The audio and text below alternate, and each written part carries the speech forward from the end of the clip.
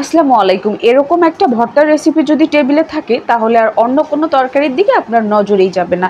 গরম গরম ভাতের সাথে এরকম মাংসের ভর্তা খেতে দারুণ লাগে। সামনে যেহেতু কুরবানির ঈদ, আর এই কুরবানির ঈদে এরকম একটা মাংসের ভর্তা হবে না তা কিভাবে হয়? চলেন তাহলে আজকে দেখে নেওয়া যাক মাংসের ভর্তা তৈরি করতে কি কি লাগছে আর আমি এটা কিভাবে তৈরি করছি। আমি এখানে রান্না করা মাংস থেকে কয়েক পিস মাংস নিয়ে নিয়েছি। একটা চুলায় একটা প্যান বসিয়ে এখানে রান্নার তেল দিয়ে দিলাম আর কয়েকটা শুকনো মরিচ দিয়ে দিলাম। তেলগুলোর মধ্যে শুকনো মরিচগুলোকে লাল করে আমি ভেজে নিলাম। এখন আমি এগুলোকে উঠিয়ে নিচ্ছি। এরপর এখানে আমি মাংসগুলোকে দিয়ে দিব। মাংসগুলোকে তেলের মধ্যে খুব সুন্দর করে লাল করে ভেজে নিতে হবে। আর কিছুক্ষণ পর পর আমি মাংসটাকে এপাশ ওপাশ করে উল্টিয়ে দিব, যাতে এরকম একটা লালচে রং আসে। আর আপনারা কিন্তু অবশ্যই চুলার হিটটা লো হিটে রাখবেন। খুব ধৈর্য সহকারে মাংসটাকে এভাবে ভেজে নিতে হবে। আমার মাংসটা ভেজে নেওয়া শেষ।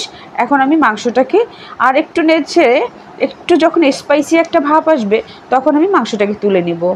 মাংসটাকে তুলে আমি সাইডে রেখে দিচ্ছি। এখন আমি এখানে ধনেপাতা নিয়ে নিয়েছি আর দুটো কাঁচামরিচ নিয়ে নিয়েছি।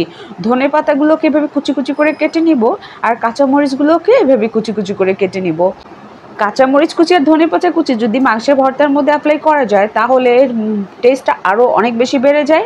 কিছু পেঁয়াজ কুচিও নিয়ে নিয়েছি। একটা বাটির মধ্যে সামান্য লবণ নিয়ে আমি শুকনো মরিচগুলোকে এভাবে ভেঙে নিচ্ছি।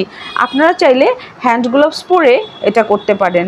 আমার এগুলো ভেঙে নেওয়া শেষ। এখন আমি সেই কুচি করা পেঁয়াজ, ধনেপাতা, কাঁচামরিচগুলো দিয়ে খুব সুন্দর করে এগুলোকে মাখিয়ে নিচ্ছি আর সামান্য সরিষার তেল দিয়ে দিলাম। এখন মাংসগুলোকে আমি হাতের সাহায্যে এভাবে ভেঙে ভেঙে দিয়ে সবগুলো একসঙ্গে মাখিয়ে নিব।